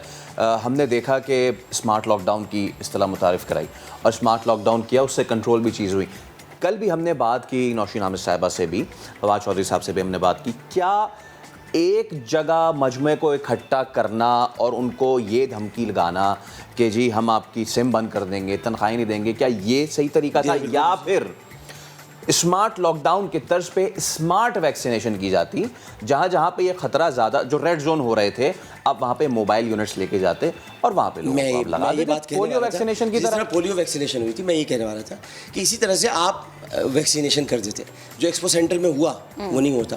और अभी भी आप DMC साउथ, अभी आप आ रहे होंगे, देखें DMC साउथ पे रश आप देखें, DMC साउथ पे इतना शदीद रश है इस वक्त, लोग घंटों से बैठे हुए हैं। खालिद हॉल जो है, खालिद हॉल, उधर लोग बैठे हुए हैं। इस तरह कई जगहों पर लोग कतारें लगाए बैठे हुए हैं। अब वहीं पर फिर क्या होता है, जब भूखे बैठे होते हैं तो वहीं छाबड़ी वाले आ जाते हैं, छाबड़ी वाले अपने ठेले लेके आ जाते हैं, फिर वो खाना उनको देना शुरू करते हैं, यानी छोले हैं, चाट है, फिर पुलिस आ जाती है। ये पूरे गेम चल रहा है, फिर पुलिस आ जाती है, फिर पूछते हैं आपने कितने दिया, उठा के ठेले फेंक दे। दूध फेंका गया है शहर में। आपको पता है, हमारी अम्मी ख़ास तौर पे कहती थी, आपकी अम्मी भी कहती होंगी, दूध का फेंका जाना, क्योंकि जन्नत में जिन चीज़ों का जिक्र है उनमें शहद है, दूध है, उनका जिक्र, दूध सड़कों पे नहीं फेंका जाता। एक पुलिस एहलकार ने उठाकर दूध फेंक दिया किसी का, वो बेचारा गरीब दूध का शरबत बेच रहा था, उसका दूध ही फेंक दिया उठाकर। तो मुझे पता है क्या करेंगे लोग फिर। ये बात बिल्कुल दुरुस्त है कि वैक्सीनेशन स्मार्ट होनी चाहिए थी। ये बात बिल्कुल दुरुस्त है कि वैक्सीनेशन इस तरह होनी चाहिए थी कि सबके घरों में जाते लगा देते और एक कार्ड बनता सबका कि इनको पता होता किसके लगी है, किसके नहीं लगी है। ये सब कुछ हो सकता था, लेकिन ये मिल बैठ के होता ना। बात तो करें ना बैठकर, कोई बात ही नहीं करने को तैयार है, सिंध हुकूमत बातें नहीं करना चाहती। वैसे मैं एक बात ये भी है कि ये सिचुएशन बनी ही क्यों, ठीक है ना, चाहे सिंध हुकूमत हो चाहे वफाकी हुकूमत हो, सब कह रहे थे भाई लगा लो वैक्सीन, लगा लो वैक्सीन। नहीं, आप पहले मुझे बताया, आपने इमरान खान का लहजा कभी बेहुदा देखा है बात करते हुए? नहीं देखा। मगर मुराद अली शाह का देखा है ना, हमारे साथ ये हो रहा है, हमारे साथ ये हो रहा है, हमारे साथ ये हो रहा है। यार आप वज़ीर आज़म से मिलने तक तो आते नहीं हैं। वज़ीर आज़म जब कराची आते हैं तो आप मुलाकात तक तो करते नहीं हैं। आप गवर्नर से बात तो कर नहीं रहे। गवर्नर से बात करें, आप गवर्नर PTI का है, आप मिलें, गवर्नर सिंध और इमरान इस्माइल साहब और मुराद अली शाह साहब बैठकर फैसला करें कि हमें क्या करना है। आप दोनों मिलते नहीं एक दूसरे से। गवर्नर कई मरतबा चाहता है कि आप मिलें, कई मरतबा गवर्नर साहब ने चाहा, मेरे सामने की बात, वो नहीं मिलना चाहते। अच्छा, नहीं मिलना चाहते हो तो फिर वो अकेले अगर गाड़ी लेकर चलना चाहते हैं तो फिर ये सोच लें कि कराची हमारा है भाई। कराची में लॉकडाउन से पहले हमें पूछना होगा। आप अगर इस तरह करेंगे तो फिर हमें फिर दूसरे तरीके भी आते हैं। वो तरीका जरा बता दें। नहीं, वो बताएंगे थोड़ी, वो तो करके दिखाएंगे। थोड़ा पता तो चल जाए ना कि अच्छा ये तरीका भी आपको पता नहीं मैं कहाँ से आया हूँ, पता है ना आपको? ठीक, मुझे तो पता है।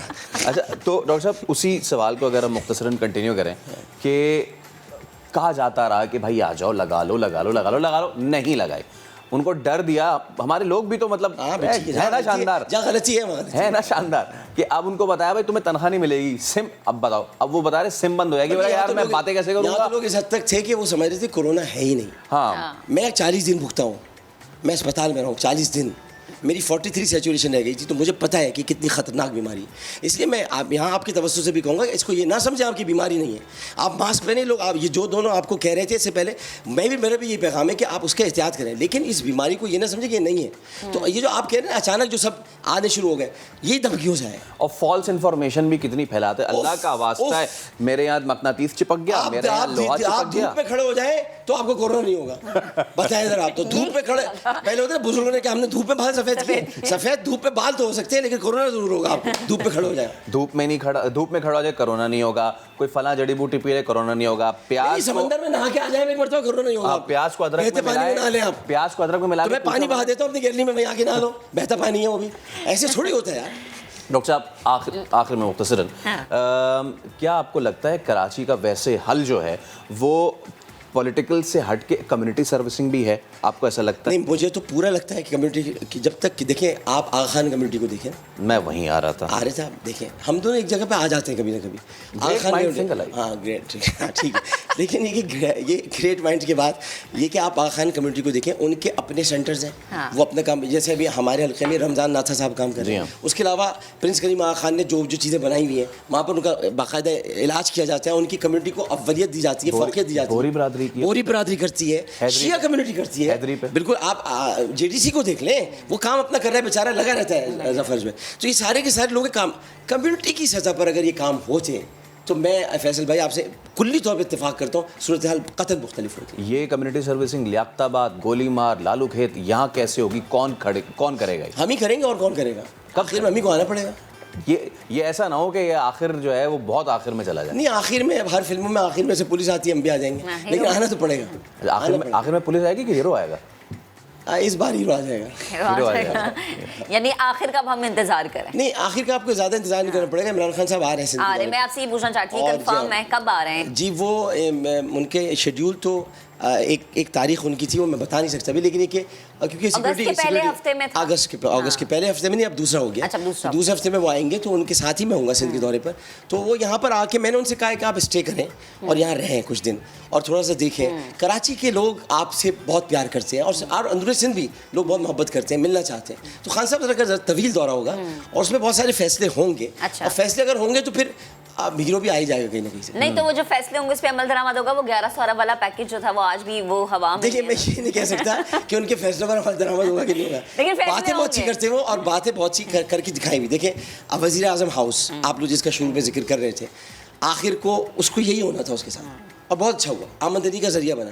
मैंने इमरान खान को कभी वज़ीर आज़म हाउस पर टहलते हुए नहीं देखा। अच्छा। उसकी एक एनेक्सी है, वहीं पर वो बैठते हैं और वहीं पर वो लोगों से मुलाकात करते हैं, उसके बाद वो चले जाते हैं बरी खाना, और वज़ीर आज़म हाउस पर क़याम नहीं करते। तो अब अच्छा है, वज़ीर आज़म हाउस जो है वो दूसरे हफ्ते में इमरान खान साहब भी आ रहा है और बारिश भी आ रही है कराची में।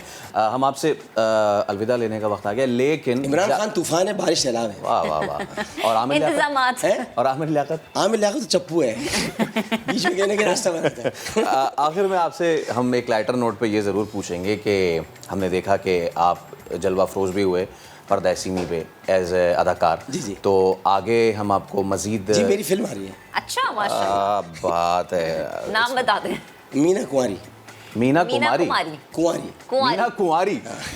डॉक्टर आमिर लियाकत हुसैन जब गुफ्तगू करते हैं तो उनकी गुफ्तगू कब कहाँ से कहाँ पहुँच जाती है? कुछ पता नहीं। हाँ, मैं मीना कुमारी समझा, इन्होंने मीना अनिल कपूर से शुरू हुए थे और मीना कुमारी में खत्म हुए। बहुत शुक्रिया डॉक्टर साहब आपका। कराची की आवाज़ है, आप कराची की आवाज़ बुलंद करते रहते हैं और अल्लाह ताला आपको हिम्मत दे। आप दोनों को बहुत मुबारकबाद इस बात की कि अब आपको ज्वाइन किया। फैसल एक ऐसे, मैं इनके लिए एक जुमला कहना चाहूँगा कि मैं इनके साथ काम कर चुका हूँ और ये एक ऐसे कोनमश एंकर हैं कि आपको उनके साथ काम करके बहुत लुत्फ आएगा। बहुत मज़ेदार आदमी है, बिल्कुल, बहुत ज़्यादा। और मैं शोएब को भी याद कर रहा हूँ, शोएब भी बहुत अच्छा याद आता है। लेकिन फैसल ने अगर शोएब की जगह ली है तो ये बहुत अच्छा आपको परफॉर्म करके दिखाएंगे कि मैं जानता हूँ इन्होंने वो वक्त निभाया है, रात का वक्त जब कोई सब छोड़ के न्यूज़ रूम चले आते थे, बेचारा खबरें पढ़ता था, उसके बाद ये निकल कर आया और बहुत काबिल लड़का है।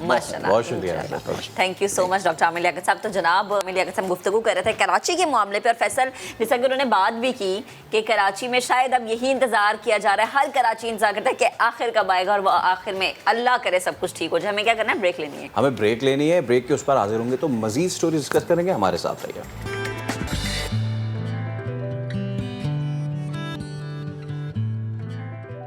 कोई भी रिश्ता ना बड़ा ही खूबसूरत होता है, और वो खूबसूरत जो रिश्ता है वो हमेशा एक तरफ से नहीं, दोनों तरफ की कोशिशों से बनता है। शादी के बंधन की हम बात करें, ये एक ऐसा रिश्ता है जिसके बगैर ज़िंदगी नामुकम्मल समझी जाती है। लेकिन हम जब अपनी सोसाइटी की तरफ देखते हैं तो हमारे मुआशरे में इस खूबसूरत रिश्ते को भी इस कदर मुश्किल बना दिया गया जनाब कि शादी के तस्वुर से या तो खौफ आता है या फिर लोग जो हैं अब ये सोचते हैं कि नहीं, थोड़ा वक्त और गुजार लेते हैं, फिर शायद हम इस तरफ आ जाएंगे। कुछ लोगों के नज़दीक एक लड़के और लड़की की शादी के बाद उनकी ज़िंदगी में आने वाली मुश्किलात में बहुत ज़्यादा दखल उनके रिश्तेदारों का होता है, और ये वाकई हमारी सोसाइटी में एक बड़ी मशहूर बात, बहुत बड़े बुजुर्ग जो हैं, बड़े लोग जो हैं हमारी फैमिली के, वो कहते हैं कि जब तक एक लड़की को उसका मैका पीछे से फीड करता रहता है वो अपनी ससुराल में कभी भी एक अच्छा माहौल नहीं बना सकती। मेरे ख्याल से इट्स बोथ वे राउंड्स, अगर दूसरे लड़के वालों की तरफ से भी हो तो भी नहीं यही सूरत हाल बनती है। अक्सर औकात ये रिश्तेदार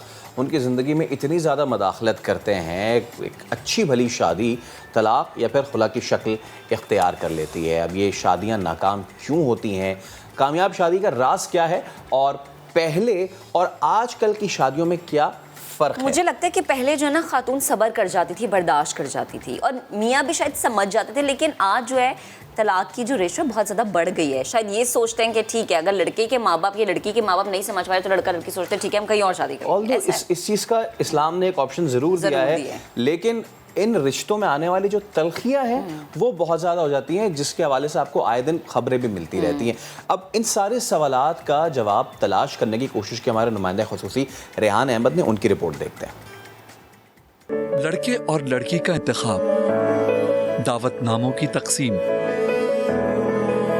मेहंदी, माइयों, रत जगह की तकरीबात, ढोलक की थाप पर लड़के लड़कियों का रक्स, जिंदगी भर साथ निभाने के अहदो पैमा होते हैं। कभी ये वादे वफा होते हैं। हर औरत की ख्वाहिश होती है कि उसको एक ऐसा शरीक हयात मिले जो उसे खुश रखे, उसको हर तहफ़्फ़ुज़ दे और जिसके साथ वो अपने आप को महफूज समझे। तो कभी चंद माह बाद ही ऐसे इख्तिलाफात होने लगते हैं कि अंजाम अलहदगी पर होता है। आखिर ऐसा क्यों होता है? शादियाँ क्यों नाकाम हो जाती हैं? खामोश! मेरी माँ के साथ हाथापाई कर रही है, शर्म नहीं आती तुम्हें? अकबर आप मेरी बात तो सुने। एक लफ्ज नहीं सुनना मुझे। आप मेरी चुप! अमी, आप इसकी माँ को फोन करें, उनको बोले इसको अभी के अभी यहाँ से लेके जाए। 6 साल पहले शादी के बंधन में बंधने वाली हिबा एहसन कहती हैं कि शादी के बाद की जिंदगी में पेश आने वाले मुश्किल हालात में किसी हद तक दखल खुद लड़कियों का भी होता है। मैं एक लड़की को भी कहती हूँ कि जब अपने माँ बाप को वो छोड़कर आती है तो मैं ये मानती हूँ कि उसको उस लड़के के माँ बाप को भी अपने माँ बाप समझना चाहिए, और अगर जिस तरीके से वो अपने माँ बाप की बातें बर्दाश्त करती है, एक तरीके से पिटती भी है बचपन में, सारी बातें बर्दाश्त करती, तो अगर कुछ अल्फाज माँ बाप अपने मुंह से निकाल देते हैं तो वो बर्दाश्त करना सीखे। आजकल की लड़कियों में बर्दाश्त ख़त्म हो चुकी है। जब खुद बर्दाश्त ख़त्म हो जाती है ना तो वो अलग घर लेने की डिमांड करती हैं। जब अपने माँ बाप को बर्दाश्त करती हैं और उसी घर में रहती हैं और उसी घर से रुखसत होती हैं, ठीक है ना, तो उनको उस लड़के के माँ बाप को भी बर्दाश्त करना चाहिए। आजकल शादी से बहुत पहले लड़कियों ने शादी के बाद की जिंदगी के हवाले से एक तस्वुर कायम कर रखा होता है जिसमें रोक टोक से आजाद जिंदगी सरे फहरिस्त होती है, मगर पहले ऐसा नहीं था। इस बारे में हाउसवाइफ अमरीन नईम ने बताया कि शादी से पहले उनका कोई आइडियल नहीं था। मैंने तो कभी आइडियल अपना बनाया ही नहीं साहब। मैं मैट्रिक में थी, मैट्रिक के बाद जो है वो फर्स्ट ईयर सेकेंड ईयर में ही थी तो मेरी शादी हो गई। तो उसके बाद तो कभी अपना ऐसा आइडियल कोई सोचा ही नहीं, सबसे बड़ी बात है। तो जैसे जो माँ बाप ने कर दी वही थी, और माशाल्लाह ये सब कहते हैं कि शादी से पहले जो होती है लव मैरिज बहुत अच्छी होती है, लेकिन मैं कहती हूँ अरेंज मैरिज बहुत अच्छी होती है।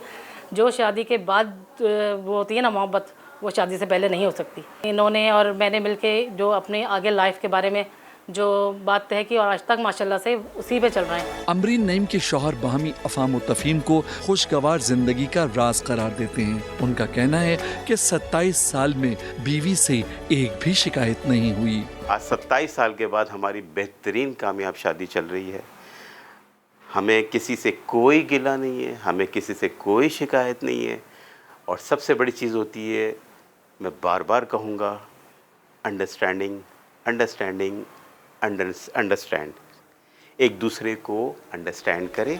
मियाँ बीवी में ज़हनी हम आहंगी शादी के बंधन की कामयाबी के लिए बहुत ज़रूरी है, मगर करीबी रिश्तेदार भी शादीशुदा जोड़े की जिंदगी पर असरअंदाज होते हैं। इस बारे में मारूफ एडवोकेट ख्वाजा नवेद अहमद कहते हैं कि ये मामला तकरीबन हर घर में पेश आता है। बात ये अरेंज मैरिज जो है उसमें भी सास और बहू का फड्डा होता है। वही सास लड़की को लेके आती है, बाद में उसकी दुश्मन हो जाती है। लव मैरिज में लड़का लड़की आपस में प्यार करके आते हैं, लेकिन लड़की जो है उसको लड़के के घर वाले एक्सेप्ट नहीं करते बहुत दिनों तक। कभी कहते हैं हमारे ख़ानदान के स्टैंडर्ड की नहीं है, कभी कहती है पता नहीं इसकी तो ज़ुबान कैसी है, कभी कहती है बदतमीज़ है, कभी कहते हैं कपड़े कैसे पहनती है। ये अननेसेसरी छोटी छोटी बातें कि दिल में जगह नहीं पैदा करते उस लड़की के लिए जो आपके बेटे से तो लव करके उसके घर में घुस गई, दिल में भी घुस गई, अम्मा के दिल में नहीं घुसी। अम्मा ने कहा इसने मेरे को आउट कर दिया दिल से मेरे बेटे के, अब ये मेरे घर से आउट होगी, तो फिर हो जाती है आउट। शादी चाहे घर वालों की पसंद से की जाए या अपनी पसंद से, अगर दोनों ही सूरतों में शादी को मसाइल का शिकार होना होता है तो सवाल जन्म लेता है कि आखिर कामयाब शादी का नुस्खा क्या है। इस बारे में एडवोकेट ख्वाजा नवेद का कहना है कि कामयाब शादी की जिम्मेदारी कहीं न कहीं लड़की के कंधों पर ही आ पड़ती है। मेन जो मेरी एडवाइस है कि अपनी छोटी छोटी शिकायतें जाके अपने माँ बाप को ना बताएं, वहाँ बात बढ़ जाती है।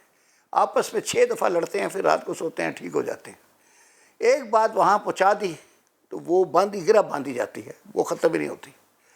इसी तरह लड़के को लड़की से कोई शिकायत है, वो बेचारी की कोई प्रॉब्लम हो गई है या उसने कोई चीज़ तोड़ दी है या वो कर दिया है, कॉल कर दो, ज़रूरी है जाके अपनी माँ को बताना। अपने अंदर हज़म करने का जज्बा पैदा करे लड़का भी और लड़की भी। लेकिन इसका ये हरगिज़ मतलब नहीं है कि लड़की डोमेस्टिक वायलेंस बर्दाश्त करती रहे और अपनी माँ को ना बताए।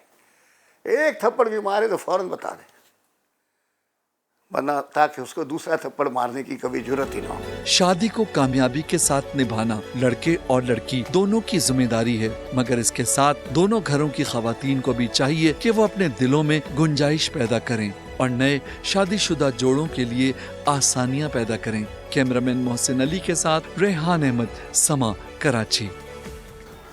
तो जनाब रेहान की रिपोर्ट आपने देखी, लेकिन मेरा जो नज़रिया है शादी के बंधन को लेकर, मुझे ये लगता है कि जब तक दोनों तरफ से यानी मियाँ और बीवी दोनों समझदारी का मुजाहरा नहीं करते, रिश्ता चल नहीं सकता। इवन कोई भी रिश्ता नहीं चल सकता, चाहे वो आपका दोस्ती का है, माँ बेटी का है, बहन बहनों का है। तो मुझे ऐसे देख रहे हो एज एन एक्सपर्ट मैं अपनी राय नहीं दे रही, एज एक्सपर्ट ये राय दे रही थी। और मेरी नाक़िस राय में गाड़ी से बढ़ के ये एक तराजू है जिसके दोनों पलड़ों का एक साथ अगर वो नहीं भी होते तो कभी एक भारी हो जाए तो दूसरा हल्का पड़ जाए, ये हमेशा वैसे मैंने ये देखा कि हमेशा मियाँ जो है वो हल्का ही पड़ता है, बीवी भारी हो रही होती है। मेरे रिश्ते में जैसे ही होता है। एक्सपर्ट की राय आपने जानी। अब हम आगे बढ़ते हैं। और वैसे सिंध पुलिस जो बहुत एक्सपर्ट, आपको पता सवाल है कि क्या वाकई सिंध पुलिस जो है वो इतनी एक्सपर्ट है कि मुजरिम छोड़ दिए उसने, मुजरिम लगता है सिंध में खत्म हो गए और चमगादड़ों को निशाना बनाया, वो भी ताक के ना, ये हम देख भी रहे हैं। वैसे क्या सिचुएशन बनी, आखिर ऐसा क्या इन चमगादड़ों ने गुनाह सरजद कर दिया था कि इन्हें स्ट्रेट फायर करके निशाना बनाया गया? पहले हम रिपोर्ट देखते हैं, फिर इस पर बात करेंगे। अनोखा पुलिस मुकाबला, नवाबशाह पुलिस ने हवाई मखलूक के खिलाफ मोर्चा संभाला। एनकाउंटर शुरू होने से पहले पीछे से किसी ने आवाज लगाई। फायरिंग ऑर्डर मिलते ही पुलिस वालों ने चमगादड़ों पर ताक कर निशाने लगाए। ये चमगादड़ क्या नुकसान पहुंचा रहे थे? जो फसलें हैं वो भी तबाह कर रहे हैं। ऑपरेशन किसके हुक्म पर और कब से जारी है? 4 दिन हो गए, जब तक खत्म नहीं होगा तो डीआईजी साहब और एसएसपी साहब का हुक्म है, ये कंटिन्यू रहेगा। कितने चमगादड़ मार दिए? तकरीबन 400 के करीब मारे हैं चमगादड़। डीएसपी मुबीन परियार साहिब, सिंध में चोर, डाकू, लुटेरे आजाद और परिंदे निशाने पर। क्या ये खुला तजाद नहीं है? क्या गोलियां चलाने के सिवा और कोई तरीका नहीं था चमगादड़ों को पकड़ने या भगाने का?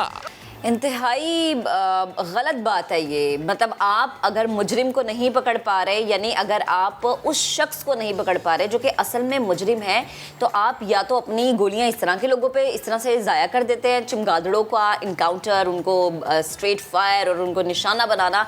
प्लीज़ थोड़ी सी अक्लमंदी का अगर हम मुजाहरा करेंगे ना, तो शायद हम समझ पाएंगे कि किसी पे भी इस तरह से गोलियाँ चलाना वो बेज़ुबान है, बहुत गलत है, इंसानियत के ख़िलाफ़ है। इसी पर बात करने के लिए हमें ज्वाइन क्या है manager wild life WWF Humaira Ayesha साहिबा ने। हुमैरा साहिबा, बेहद शुक्रिया आपके वक्त का। सवाल पहला वही जो कि शायद इस वक्त इस रिपोर्ट को देखने के बाद हर शख्स के जहन में आ रहा होगा कि जंगली हयात पर गोलियां बरसाना, यानी 3 से 4 दिन में 400 चमगादड़ों को मार देना, पुलिस के इस अमल को आप कैसे देखते हैं? और क्या कानून या फिर कोई भी ऐसी चीज़ जो कि इनको इस तरीके से रोकती हो, या फिर वो इस चीज़ की ममानियत पर हो कि नहीं, किसी पर भी इस तरह से गोलियां बरसाना जायज़ नहीं है?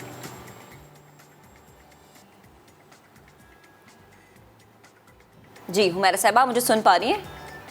जी शुक्रिया।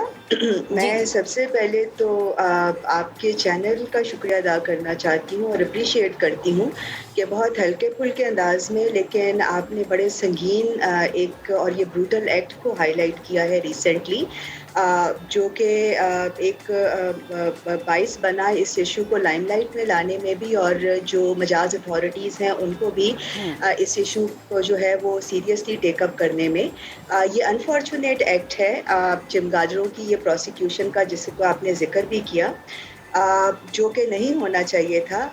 अनफॉर्चुनेटली जो बैट्स या चमगादड़ हैं, चमगादड़ें जो हैं वो हमारे मुल्क में कोई बहुत अच्छी रेपुटेशन नहीं रखती हैं। बहुत सारे उसके जो हैं वो वजूहात हैं। हमारे जो फोकलोर्स हैं, हमारी जो कहानियाँ कदीमी से जुड़ी हुई हैं, और एक बैट्स का इमेज है। लेकिन इस ख़ास तौर पे जिस स्पीशीज़ को प्रोसिक्यूट किया गया है इस अनफॉर्चुनेट एक्ट के अंदर, ये फ्रूट बैट की एक किस्म है जो ज़्यादातर जो है जो जंगली पौधे हैं, जो जंगली फ्रूट्स हैं, उनके ऊपर फीड करती हैं।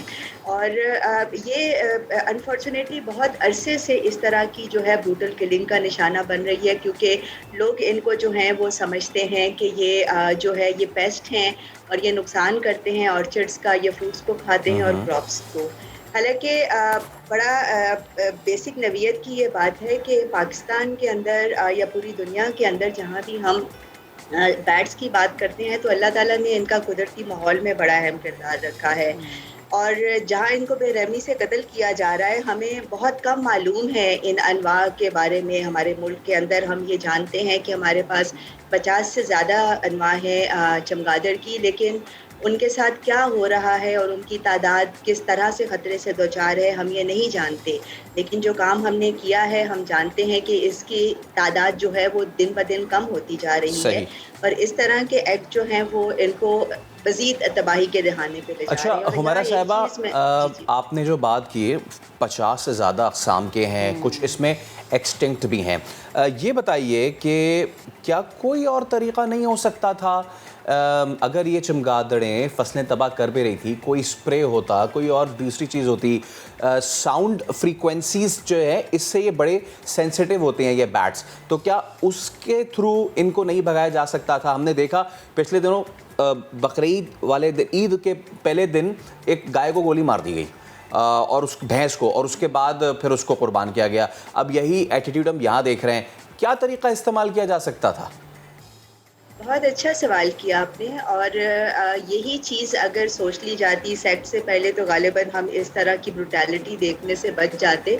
सबसे पहले जो चीज़ हमें देखने की और समझने की ज़रूरत है ना, कि क्या वजह है कि बैट्स तसादम में आती है इंसानी आबादियों के साथ या इंसानी वसाइल के साथ। आपने अभी बड़ी अच्छी रन की एक जो थी फुटेज इसके ऊपर, हिस्टोरिक बिल्डिंग्स के ऊपर। तो अगर आप देखें तो हिस्टोरिकली हमारे शहरों के अंदर भी बागात थे, ऐसी बिल्डिंग्स थी जहाँ पर खासतौर पे फ्रूट बैट्स जो थी वहाँ पर रूस्ट किया करती थी। लेकिन जैसे जैसे हमने अपनी लैंड यूज़ को चेंज किया, हमने उनके मस्कन को तबाह किया, इंसानी आबादी को बढ़ाते चले गए, अपने एग्रीकल्चर एरियाज़ को एक्सपैंड करते गए, तो उन बैट्स के लिए भी जगह जो है वो कम होती गई।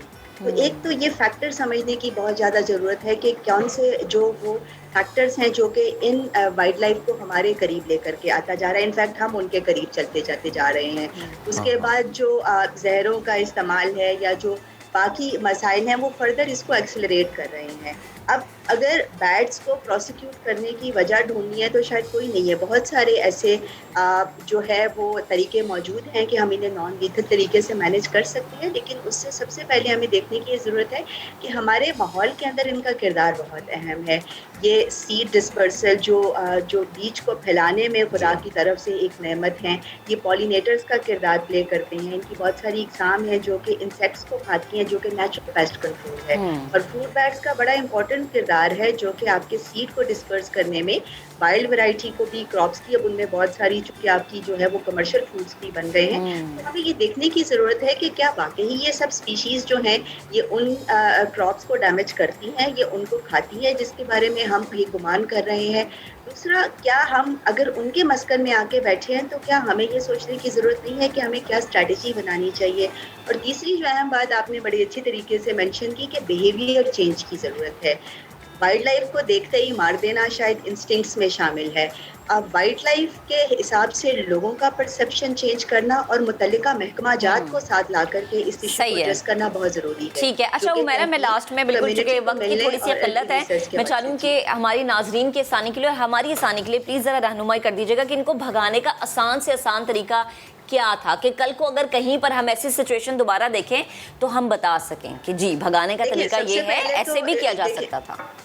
सबसे इम्पोर्टेंट जो एस्पेक्ट है इसका कि आप जब ऐसे एरियाज़ में, क्योंकि ख़ास तौर पे ये कुछ एरियाज़ है जो कि हमारे ट्रबल्ड है और बहुत अरसे से वहाँ पर जो है वो ये रिपोर्ट हो रहा है, तो सबसे पहले तो इस इशू की सेंसिटिविटी को समझने की ज़रूरत है, बाकायदा तहकीक की ज़रूरत है कि कौन से कॉमन रूस्टिंग एंड नेस्टिंग एरियाज़ हैं और उनको कैसे ये आपने बहुत शुक्रिया हुमैरा साहिबा, आप हमारे साथ मौजूद थी और ये आपने सबसे इम्पोर्टेंट बात कि ये देखने की ज़रूरत है कि क्या ये चमगादड़ें हमारी फसलों को नुकसान पहुंचा रही है या फिर हम ओवर एक्सपेंड करते करते इनकी टेरिटरी में घुस रहे हैं।